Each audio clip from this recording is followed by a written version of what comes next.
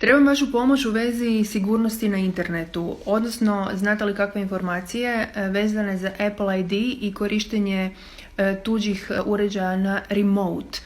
Istražujem neke stvari u vezi cyber security, međutim jako malo ljudi s tim upoznato i ne zna. A ja kad osjećam da se nešto događa, onda reagiram. Međutim, nažalost, hakeri su hakeri i oni vam neke svoje tajne nikad neće otkriti, a policija im ne može samo tako doći u trag, pa me zanima jedna stvar.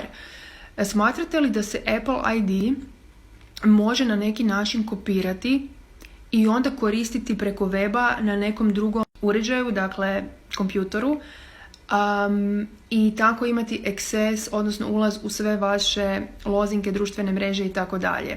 Ja vjerujem da se to može, međutim zanima me kako i kome to prijaviti i jeste li kad imali nekakav slični slučaj. Ja ću malo više detalja uskoro o tome, ali to je nešto što sad istražujem i zanima me vaš feedback, pa mi molim vas pišite u komentarima i pišite mi u porukama.